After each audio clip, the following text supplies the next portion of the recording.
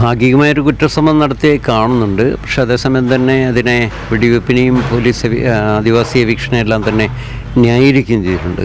ഒന്ന് രണ്ട് കാര്യങ്ങളാണ് അദ്ദേഹം പറഞ്ഞിരിക്കുന്നത്. ഒന്ന്, സുപ്രീം കോടതിയുടെ ഒരു തീരുമാനം ഉള്ളതുകൊണ്ടാണ് അതിനെ നിർബന്ധിക്കപ്പെട്ടത്. മറ്റൊന്ന്, ഈ ഭൂമിയിൽ മറ്റാരും പിന്നീട് കയ്യേറിയിട്ടില്ലല്ലോ എന്ന് പറഞ്ഞാൽ കയ്യേറാൻ പാടില്ലാത്തിരുന്ന ഒരു സ്ഥലമാണെന്ന് എല്ലാവർക്കും അറിയാമല്ലോ. അങ്ങനെ ഒരു കാര്യം. മറ്റൊന്ന്, ഈ സംഭവത്തെ സംബന്ധിച്ച് സമഗ്രമായൊരു റിപ്പോർട്ട് CBI തയ്യാറാക്കിയിട്ടുണ്ട്, അത് പുറത്ത് വിടും. ഇങ്ങനെ 2-3 കാര്യങ്ങളാണ് അദ്ദേഹം പറഞ്ഞത്. അങ്ങനെ ഇപ്പോൾ CBI റിപ്പോർട്ട് പുറത്ത് വന്നാൽ ഇതിലുള്ള വസ്തുതകൾ പുറത്ത് വരും എന്നാണ് തോന്നുന്നത് ഉദ്ദേശിച്ചിരുന്നത്. അതിൻ്റെ നിയമപരമായ കാര്യങ്ങളിലേക്ക് കിടക്കാം. അതിന് മുമ്പായി ഈ ഇത്തരത്തിലൊരു കുടിയിറക്കിലേക്ക് പോകുന്നതിന് മുമ്പ് എത്രയോ നിരവധി ചർച്ചകളിൽ ഏർപ്പെട്ട ഒരു വിഭാഗമാണ് ഗോത്രമഹാസഭ. ചില ഏറ്റവും നല്ല അഡ്വക്കസി നടത്തിയിരുന്ന ഒരു വിഭാഗമാണ്. എൻ്റെ ഓർമ്മ ശരിയാണെങ്കിൽ 2001 കുടിൽകെട്ടി സമരം ആയിരക്കണക്കിന് ആളുകൾ പങ്കെടുത്ത വലിയൊരു അപ്സർജയായിരുന്നു. പ്രത്യേകിച്ചും ഈ കേരളത്തിലെ അതിപിന്നോക്കം നിൽക്കുന്ന വൾണറബിൾ എന്ന് പറയുന്ന ട്രൈബൽ കമ്മ്യൂണിറ്റികൾ, പണിയർ, അടിയർ, കാട്ടുനായ്ക്കർ തുടങ്ങിയ ആളുകൾ. അന്ന് ഏതാണ്ട് 2001 മാർച്ചിനും ജൂണിനും ഇടയിൽ ഒരു 32 ആദിവാസികൾ പട്ടിണി കിടന്ന് മരിക്കുന്നൊരു സാഹചര്യം ഉണ്ടായിരുന്നു 2001. ആ വർഷം 1.5 വർഷത്തിൻ്റെ ടൈം സ്പാനിൻ്റെ ഉള്ളിൽ 157 ആദിവാസികൾ പട്ടിണി കിടന്ന് മരിച്ചു എന്നാണ് ഒരു കണക്ക്. അതിനൊരു കാരണമുണ്ട്. ഈ ഗ്ലോബലൈസേഷൻ്റെ ഒരു കോണ്ടക്സ്റ്റിൽ ഈ കാർഷിക മേഖലയിലും തോട്ടം മേഖലയിലുള്ള എല്ലാ തരം പണികളും ഇല്ലാതാകുകയും തോട്ടമുടമകൾ തന്നെ പ്രതിസന്ധിയിൽപ്പെടുകയും കർഷകർ വൻതോതിൽ ആത്മഹത്യ ചെയ്തൊരു കാലഘട്ടമാണ്. ഗ്ലോബലൈസേഷൻ്റെ ഒരു ആഫ്റ്റർ ഇഫക്റ്റ് 90കളുടെ അന്ത്യം. അത്തരത്തിലുള്ള സാമ്പത്തിക രാഷ്ട്രീയ കാരണങ്ങളുണ്ട്. എനിവേ, ഇത്തരത്തിലുള്ളൊരു പട്ടിണി മരണത്തിൻ്റെ ഒരു അന്തരീക്ഷം കൂടാതെ കഴിഞ്ഞ അതിൻ്റെ ഒരു മുൻ 10 വർഷം, ഒരു ദശകം മുഴുവൻ തന്നെ അന്യാധീനപ്പെട്ട ഭൂമിക്ക് വേണ്ടി നടത്തിയൊരു സമരത്തിൽ ആദിവാസികൾ ഭയങ്കര ഫ്രസ്ട്രേറ്റഡ് ആയിരുന്നു. ഇതിൻ്റെ ആകത്തുക എന്നുള്ള നിലയിലായിരുന്നു ആയിരക്കണക്കിന് ആദിവാസികൾ സെക്രട്ടേറിയറ്റ് പടിക്കൽ മുഴുവൻ തന്നെ അതിൻ്റെ മുൻവശവും നിയമസഭയുടെ മുഖ്യമന്ത്രിയുടെ വസതിക്ക് മുമ്പിലും വലിയൊരു ഒരു റിഫ്യൂജി ക്യാമ്പിൻ്റെ മോഡൽ, അഭയാർത്ഥി ക്യാമ്പെന്ന് അതിനെ പേരിട്ട് അവർ തന്നെ വിളിച്ചിരുന്നു. അങ്ങനെ ഒരു പ്രക്ഷോഭം നടക്കുന്നത്. അപ്പോൾ അത് പല ഘട്ടങ്ങളിലൂടെ കടന്നുപോയി 48 ദിവസക്കാലം നീണ്ടു നിന്നപ്പം അവരുമായിട്ടുള്ള ചർച്ചകൾ നിരവധി നടക്കുന്നു. പലതരത്തിലുള്ള എവിക്ഷൻ വേണ്ടി ശ്രമിക്കുന്നു, പൊളിച്ചു മാറ്റാൻ ശ്രമിക്കുന്നു, പ്രതിപക്ഷം നിസ്സഹരിക്കുന്നു. അങ്ങനെയാണ് ആൻ്റണി പാക്കേജ് എന്നുള്ള അർത്ഥത്തിൽ കേരളത്തിലെ മുഴുവൻ ഭൂരഹിതരായിട്ടുള്ള ഗോത്രവർഗ വിഭാഗങ്ങൾക്ക് 1 ഏക്കർ മുതൽ 5 ഏക്കർ വരെ ഭൂമി നൽകാമെന്നും നൽകുന്ന ഭൂമി സംരക്ഷിക്കാൻ സ്വയംഭരണ നിയമം നടപ്പാക്കുന്നു ആൻ്റണി ഒരു എഗ്രിമെൻറ്റിൽ ഏർപ്പെടുന്നത്. അദ്ദേഹം മാന്യമായി തന്നെ എഗ്രിമെൻറ്റിൽ ഏർപ്പെട്ടു എന്നുള്ളത് മാത്രമല്ല, ആദിവാസി പുനരധിവാസ മിഷൻ എന്ന് പറയുന്നൊരു സംവിധാനം പ്രാബല്യത്തിൽ കൊണ്ടുവന്നു, ഭൂമി കൊടുത്തു തുടങ്ങുകയും ചെയ്യുന്നു. 2002 ജനുവരി 1 മുതൽ ആ പ്രോസസ്സ് ആരംഭിച്ചപ്പോൾ ആ പ്രോസസ്സിലേക്ക് കടക്കുന്നതിനെ കേരളത്തിലെ എല്ലാ രാഷ്ട്രീയ പ്രസ്ഥാനങ്ങളും ഭയത്തോടു കൂടിയായിരുന്നു നോക്കിക്കൊണ്ടിരുന്നത്. അവിടെയാണ് എൻ്റെ ഒരു മർമ്മം എന്ന് പറഞ്ഞാൽ, ആദിവാസികൾ രാഷ്ട്രീയ പ്രസ്ഥാനങ്ങളുടെ ഫോൾഡിൽ നിന്ന് വിട്ട് സ്വന്തം കാലം നടത്തിയിരുന്നൊരു വിജയം, സ്വന്തം കാലം നടത്തിയ വിജയം മാത്രമല്ല, അവരുടെ ഊരുകൂട്ടങ്ങളാണ് അതിൻ്റെ ഗുണഭോക്തൃ ലിസ്റ്റ് അംഗീകരിക്കുന്നത്. അപ്പോൾ പൊളിറ്റിക്കൽ പാർട്ടിയുടെ എല്ലാ ലീഡേഴ്സിനും ഇതിനോട് കടുത്ത വിയോജിപ്പായി തുടങ്ങി. പിന്നെ അവർക്ക് അവരുടെ ഫോൾഡിൽ നിന്നും ആദിവാസികൾ പോകുന്നു എന്നുള്ളതായിരിക്കാം. കോൺഗ്രസിൻ്റെ ഉള്ളിൽ അന്ന് KPCC പ്രസിഡന്റ് KM മുരളീധരൻ ഭൂമി ഏറ്റെടുക്കുന്നതിന് റവന്യൂ വകുപ്പ് മന്ത്രി മാണിയുടെ വകുപ്പും മന്ത്രി സുധാകരൻ്റെ വകുപ്പും ഒറ്റക്കെട്ടായിട്ട് എതിർത്തു. പഞ്ചായത്ത് രാജ് ഫണ്ട് തിരിച്ചെടുത്ത് നൽകുന്നതിനെതിരെ ഡോക്ടർ തോമസ് ഐസക് LDFൻ്റെ ആൾ അന്ന് നിയമസഭയുടെ മുമ്പിൽ സത്യാഗ്രഹം ഇരുന്നു. ഭൂമി കൊടുത്തു തുടങ്ങിയപ്പം CPM അവരുടേതായുള്ളൊരു സമാന്തര സംഘടന ഉണ്ടാക്കി, AKS എന്ന് പറയുന്നൊരു പട്ടികവർഗ സംഘടന ഉണ്ടാക്കി. പതുക്കെ ഭൂമിയിൽ എൻക്രോച്ച്മെൻ്റ് ആരംഭിക്കാൻ തുടങ്ങി.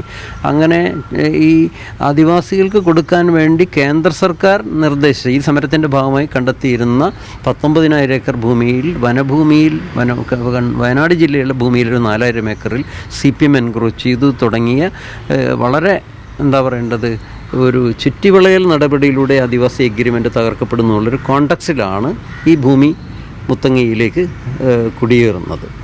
ആ കുടിയേറുന്ന ആദിവാസികൾ ഏതാണ്ട് 4,500ഓളം ആദിവാസികൾ വയനാട് ജില്ലയിലെ വന്യജീവി സങ്കേതത്തിൻ്റെ പല ഭാഗങ്ങളിൽ താമസിക്കുന്ന ഭൂരഹിതരല്ല ആദിവാസികളാണ്.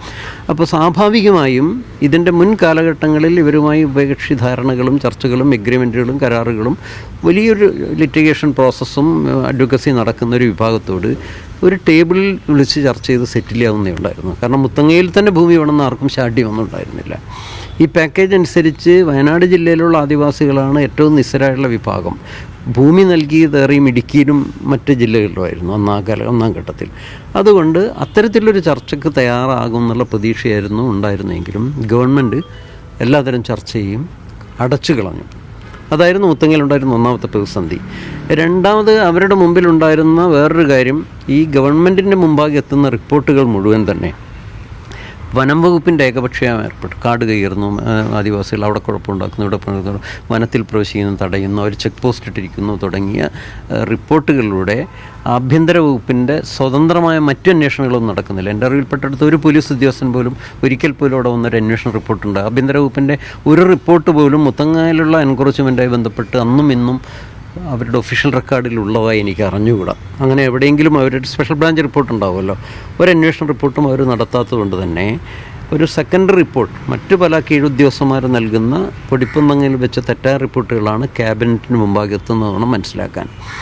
രണ്ടാമത് ഇതിലുള്ള ഒരു മുഖ്യ പ്രശ്നക്കാരനായിരുന്നത് ഇതിൻ്റെ ചർച്ചകളെ വഴിതിരിച്ചു വിടുന്നതും ഇതിൻ്റെ നീതി, കാരണം വനഭൂമി ആയതുകൊണ്ട് ഇത് ദേശീയ പ്രാധാന്യമുള്ളൊരു വലിയൊരു വനഭൂമിയിൽ കയറിയിരിക്കുന്നത് കുഴപ്പമാണെന്നും ആദിവാസികൾ അവിടെ എന്തോ അവരുടേതായുള്ളൊരു ഗ്രാമപ്രദേശം സൃഷ്ടിച്ച് സ്വയംഭരണം പ്രഖ്യാപിക്കാൻ പോകുന്ന തരത്തിൽ ഒരു തെറ്റായൊരു ധാരണ അന്നത്തെ മന്ത്രി സുധാകരനും ഉന്നത ഉദ്യോഗസ്ഥരും ധരിച്ചു വെച്ചിരുന്നു. ഇത് തികച്ചും നിയമാനുസൃതമായൊരു കാര്യമാണ്. ആദിവാസികൾ വനത്തിൽ ജീവിക്കാനുള്ള അവകാശമുണ്ടെന്ന് മാത്രമല്ല അവരുടെ സ്വയംഭരണ മേഖലകൾ ഭരണഘടനാപരമായ കാര്യമാണെന്നുള്ളതിൻ്റെ പ്രാഥമിക അറിവില്ലാത്തതുകൊണ്ട് തന്നെ അന്ന് ഗവൺമെൻറ്റിൻ്റെ നയ രൂപീകരണത്തിന് മുമ്പ് തന്നെ ഇവരെ അടിച്ചിറക്കുമെന്നുള്ള പലതരത്തിലുള്ള പൊതുപ്രസ്താവനകൾ മന്ത്രി സുധാകരൻ അന്ന് നടത്തിയിരുന്നു. അപ്പോൾ അദ്ദേഹത്തിന് ഈ പറയുന്ന ആദിവാസി ഗോത്രമാസയുടെ പ്രവർത്തനത്തോട് കടുത്ത വിയോജിപ്പും എതിർപ്പും ഒരു പരിധി വരെ ഒരു പകയും ഉണ്ടായിരുന്നു എന്നാണ് ഞങ്ങളുടെ ഒരു നിരീക്ഷണം. അതിന് കാരണങ്ങൾ 2-3 കാര്യങ്ങളാണ്. ഒന്ന്, ഈ മുത്തങ്ങ വനഭൂമി എന്ന് പറയുന്നത് തരിശുഭൂമി ആയതുകൊണ്ട് തന്നെ അവിടെ വലിയ റിസോർട്ടുകളും അതുപോലുള്ള ഒരു കോർപ്പറേറ്റ് പരിപാടിക്ക് വേണ്ടി അവരെന്നൊരു ഗ്ലോബൽ ഇൻവെസ്റ്റ്മെൻറ്റ് മീറ്റിൽ വിൽപ്പനയ്ക്ക് വെച്ചൊരു പ്രദേശമായിരുന്നു. അതായത് 6000 ഏക്കർ ഭൂമി ദീർഘകാല കരാർ അനുസരിച്ച് പാട്ടത്തിന് കൊടുക്കാൻ ഏതൊരു ഏജൻസിക്ക് കൊടുക്കുകയും അത് ഗ്ലോബൽ ഇൻവെസ്റ്റ്മെൻറ്റിൻ്റെ ആദ്യത്തെ പ്രൈമറി ലിസ്റ്റിലുണ്ടായിരുന്നു. ഇത് മാത്രമല്ല തെന്മലയിലുള്ള ഒരു പാരിസ്ഥിതിക പ്രാധാന്യമുള്ള ഏരിയയും ആലപ്പുഴയുള്ള മറ്റൊന്നും. അപ്പം ഈ മുത്തങ്ങയിൽ ആദിവാസികൾ എൻക്രോച്ച് ചെയ്തതുകൊണ്ട് അതിൽ നിന്ന് പിന്മാറാൻ ഗ്ലോബൽ ഇൻവെസ്റ്റ്മെൻറ്റ് മീറ്റിൽ നിന്നും ആ പ്രൊപ്പോസൽ വിഡ്രോ ചെയ്യാൻ വനം വകുപ്പ് നിർബന്ധിതമായി. രണ്ടാമത്തെ ഒരു കാരണം, അതിന് മുമ്പ് തന്നെ 1 വർഷക്കാലം മുമ്പ് ഈ മതികെട്ടാനിൽ വലിയൊരു വിഷയം ഉണ്ടാകുന്നുണ്ട്. ഈ ആദിവാസി പുനരധിവാസത്തിന് വേണ്ടി ഏറ്റവും കൂടുതൽ ലാൻഡ് കണ്ടെത്തിയിരുന്നത് ഇടുക്കി ജില്ലയിലായിരുന്നു, 25,000 ഏക്കറോളം. അതിൽ 2200 ഏക്കർ പ്ലോട്ട് എന്ന് പറയുന്നത് മതികെട്ടാനിലാണ്. മതികെട്ടാൻ ഷോലവനം എന്ന് പറയുന്നത് വളരെ രസകരമായുള്ള ഒരു എന്താ പറയേണ്ടത്, തണുപ്പുള്ള മഞ്ഞുമൂടിയ ഒരു പ്രദേശമാണ്. അതിൽ മുഴുവൻ തന്നെ ഞങ്ങളെയും കൂടി പരിശോധനയ്ക്ക് പോയപ്പോൾ കാണുന്നത് ഈ 2200 ഏക്കറിൽ ബഹുഭൂരിപക്ഷവും അവിടുത്തെ മാണിയുടെ ആളുകളും വനംവകുപ്പിൻ്റെ കൺകറൻസോടുകൂടി വലിയ കയ്യേറ്റം നടത്തി ഏലത്തോട്ടങ്ങൾ സ്ഥാപിച്ചിരിക്കുകയായിരുന്നു. പല പള്ളികൾ ഉൾപ്പെടെ സ്ഥാപിക്കപ്പെട്ടിട്ടുണ്ട്. ഇത് കണ്ടുപിടിച്ചതോടുകൂടി ഇവരെ മുഴുവൻ കുടിയിറക്കണം എന്നുള്ളൊരു ആവശ്യം ഞങ്ങൾ ഉന്നയിച്ചു.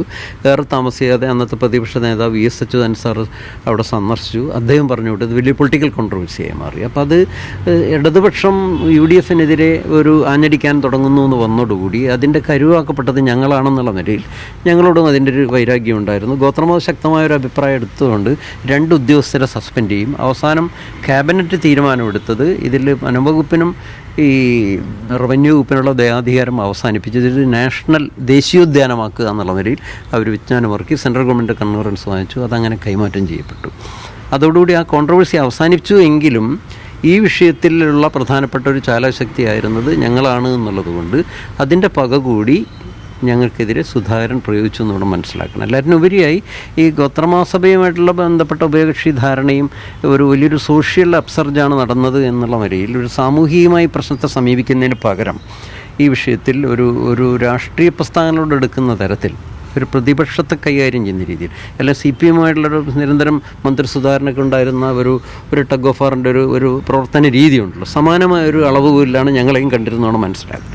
അതുകൊണ്ട് അധികാരം ഉപയോഗിച്ച് എങ്ങനെയും അടിച്ചു തീർക്കാം എന്ന ഒരു നിലയിൽ അദ്ദേഹം വ്യക്തിപരമായി മുത്തങ്ങയിൽ സന്ദർശിക്കുകയും ഉദ്യോഗസ്ഥരുമായി ഗൂഢാലോചന നടത്തുകയും ചെയ്തിട്ട് നമുക്കറിയാം. അതുകൊണ്ട് തന്നെ ക്യാബിനറ്റ് ഔപചാരികമായ തീരുമാനം എടുത്ത ഉടൻ തന്നെ കണ്ണൂർ ജില്ലയിൽ KFP ബറ്റാലിയനും പോലീസുമായി കണ്ണായി ചെയ്തുകൊണ്ട് സുരേഷ് രാജ് പുരോഹിതനെ എത്തിക്കുന്നതിൽ അദ്ദേഹം വ്യക്തിപരമായി വലിയ പങ്ക് വഹിച്ചിട്ടുണ്ട്. അതിശക്തമായൊരു ഗൂഢാലോചനയിലൂടെയാണ് പോലീസ് ആക്ഷൻ നടക്കുന്നത്. അതുകൊണ്ട് മന്ത്രിസഭയിൽ മന്ത്രി സുധാകരനുള്ള റോള് ചെറുതല്ല. അദ്ദേഹം അതിനോട് ഈ പറയുന്ന വംശീയ അതിക്രമത്തിന് കുടിയിറക്കപ്പെട്ടതിന് ശേഷം ഒരു ആദിവാസിയും ദ്രോഹിച്ചിട്ടില്ല എന്നൊക്കെ പറയുന്ന തരത്തിലുള്ള ഒരുപാട് വീഡിയോസ് നമുക്ക് പിന്നീട് കണ്ടിരുന്നല്ലോ, വസ്തുതയ്ക്ക് വിരുദ്ധമായി.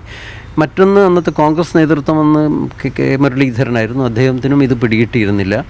അപ്പം ആൻ്റണി ഗവൺമെൻറ് എന്തൊക്കെ പറഞ്ഞാലും ഈ കാലഘട്ടത്തിലാണ് ആദിവാസി പുനരധിവാസവുമായി ബന്ധപ്പെട്ടൊരു ബ്രേക്ക് ത്രൂ കേരളത്തിനുണ്ടായിരുന്നത്. അന്ന് ഏറ്റെടുത്ത ഭൂമി മാത്രമേ ഇന്നും കേരളത്തിലുള്ളൂ. രണ്ടാമത് ഇടതുപക്ഷം, അവരുൾപ്പെടെയാണ് അന്ന് മുത്തങ്ങയിലെ ആദിവാസികളെ കുടിയിറക്കാനുള്ള വലിയൊരു കരുനീക്കം നടത്തുന്നതെങ്കിലും അധികാരത്തിൽ വന്നതിന് ശേഷം അന്നും ഇന്നും LDF ഗവൺമെൻറ്റിൻ്റെ പക്ഷത്തുനിന്ന് ആദിവാസി പുനരധിവാസത്തിന് വേണ്ടി അവരുടെ ഒരു ഇനീഷ്യേറ്റീവിൽ ഒരു സെൻറ്റ് ഭൂമി പോലും ഏറ്റെടുത്തിട്ടില്ല. അച്യുതാനന്ദൻ ഗവൺമെൻറ് കാലത്ത് 2006 12-13 കാലത്തിനിടയിൽ ആകെ ചെയ്തിരുന്ന ആർളം ഫാമിലുള്ള ഭൂമി വിതരണം ചെയ്തതാണ്. അത് ഞങ്ങളുടെ ശ്രമഫലമായിട്ടുണ്ടായിരുന്നതാണ്.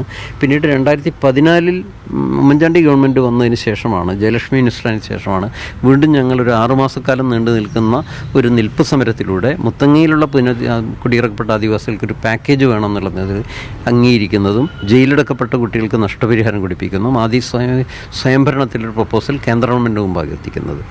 അത് പിന്നീട് 5 വർഷം കഴിഞ്ഞപ്പം ആ സ്കീമും ഇന്ന് പാതി വഴിയിലാണ്. 1 ഇഞ്ച് പോലും മുന്നോട്ട് പോയിട്ടില്ല എന്നുള്ളതാണ്. ഇപ്പോൾ LDF ഗവൺമെൻറ് 2ാം ടെന്യൂറാണ്. അവർ ഇന്നവരെ ഈ മുത്തങ്ങയിൽ നിന്ന് എവിക്കപ്പെട്ട ആദിവാസികൾക്ക് ഭൂമി നൽകാനുള്ള ഒരു തുടർ നടപടി എടുക്കുകയോ അവരുടെ സ്വയംഭരണം എന്ന് പറയുന്ന കേന്ദ്ര സർക്കാർ തത്വത്തിൽ അംഗീകരിച്ചിട്ട് അതിൻ്റെ മുകളിൽ എന്തെങ്കിലും നടപടി എടുക്കുകയോ ഇവർക്ക് ഏറ്റ മുറിവുകൾ ഉണക്കാനായി എന്തെങ്കിലും തരത്തിലൊരു കോമ്പൻസേറ്ററി ആക്ഷനോ യാതൊരു നടപടിയും ഉണ്ടായിട്ടില്ല. അതുകൊണ്ട് ആൻ്റണി സർ പറഞ്ഞ ഒരു കാര്യം, കുറ്റസമ്മതം ശരിയായിരിക്കുമ്പോൾ തന്നെ അത് വളരെ ഡെപ്ത് കുറഞ്ഞ ഒന്നാണ്. ഇവർക്കെല്ലാം ഇതിനകത്ത് കൂട്ടുത്തരവാദിത്തമാണ്. അത് മന്ത്രി സുധാകരനുണ്ട്, അന്നത്തെ കോൺഗ്രസ് നേതൃത്വങ്ങൾക്കുണ്ട്, CPM നേതൃത്വങ്ങൾക്കുണ്ട്. അവരെല്ലാം തന്നെ ഇക്കാര്യത്തിൽ സാമൂഹ്യ പ്രശ്നമാണെന്നുള്ള നിലയിൽ ഒരു ഓപ്പൺനെസ്, തുറന്ന സമീപനം കാണിക്കുകയും ഒരു പൊതുമാപ്പാണ് ഈ സമൂഹത്തോട് പറയേണ്ടത്. വെറും മാപ്പല്ല, അതിനുള്ള അവർക്കൊരു നഷ്ടപരിഹാര നീതി ഉറപ്പാക്കാൻ പറ്റുന്ന തരത്തിലുള്ള ക്രിയാത്മകമായുള്ള സ്റ്റെപ്പിലേക്ക് പോകണം. ഭൂമിയാണ് പ്രധാന വിഷയം. ശിവഗിരി മുത്തങ്ങ അത് വളരെ വിഷമിപ്പിക്കുന്നതാണെന്നും അതുപോലെ തന്നെ റിപ്പോർട്ട് പുറത്തു വരണമെന്നാണെന്നല്ലോ പറഞ്ഞത്. ഇതെല്ലാം വളരെ അന്നത്തെ പൊളിറ്റിക്കൽ ലീഡേഴ്സ് എല്ലാം അവസരവാദപരമായ നിലപാടാണ് എടുക്കുക.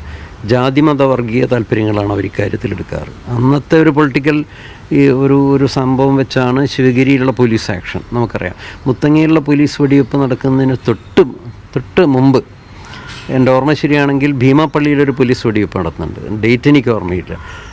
ആ കുടുംബങ്ങൾക്കെല്ലാം 10 ലക്ഷം നഷ്ടപരിഹാരം കൊടുത്തു. മനസ്സിലായല്ലേ? അത് കഴിഞ്ഞിട്ട് ബേപ്പൂർ ഉള്ള വർഗീയ കലാപം ഉണ്ടായല്ലോ, അതിലെല്ലാം തന്നെ ഗവൺമെൻറ് വ്യത്യസ്തമായിട്ടുള്ളൊരു നിലപാടാണ് സ്വീകരിച്ചത്. പലപ്പോഴും പോലീസ് വെടിവെപ്പിലെല്ലാം തന്നെ ഗവൺമെൻറ് വിത്തിൻ 1 മന്ത് ഈ വെടിവെപ്പിൽ ഇരയാക്കപ്പെട്ട ആളുകൾക്ക് തന്നെ കോമ്പൻസേഷൻ പ്രഖ്യാപിച്ചിട്ടുണ്ട്. അതെല്ലാം ജാതിമത വർഗീയ ശക്തികളുടെ താല്പര്യം അനുസരിച്ചാണത് അത്തരം പ്രഖ്യാപനങ്ങൾ വന്നെങ്കിലും ഇക്കാര്യത്തിൽ ഏറ്റവും സാമൂഹികമായി അവമതിക്ക് വിധേയമാക്കപ്പെട്ട ഒരു കമ്മ്യൂണിറ്റി, ഒരു നമ്മുടെ കേരളത്തിൽ സാമുദായിക വിഭാഗങ്ങളെല്ലാം തന്നെ അവരവരുടെ ലാവണങ്ങളിൽ നിന്നുള്ള നവോത്ഥാന മുന്നേറ്റങ്ങൾ നടത്തിയിട്ടുണ്ട്. അതിലേറ്റവും അവസാനം ക്യൂവിൽ വന്ന ഒരു വിഭാഗമാണ് ഇവർ. അങ്ങനെ മുന്നോട്ട് വരുമ്പം അവർക്കൊരു കൈത്താങ്ങ് കൊടുക്കുന്നതിന് പകരം അവർക്ക് നേരെ വെടിവെച്ചൊരു ചരിത്രം കേരളത്തിൽ ഈ ഗവൺമെൻറ്റുണ്ട്. അതിനെല്ലാവർക്കും, ആ രക്തത്തിൽ എല്ലാവർക്കും പങ്കുണ്ട്. ആ അർത്ഥത്തിലാണ് അവരോട് ഒരു കുറ്റസമ്മതം നടത്താനുള്ള ബാധ്യത ആൻ്റണി ഗവൺമെൻറ്റും മറ്റെല്ലാ രാഷ്ട്രീയ പാർട്ടികൾക്കുള്ളത്.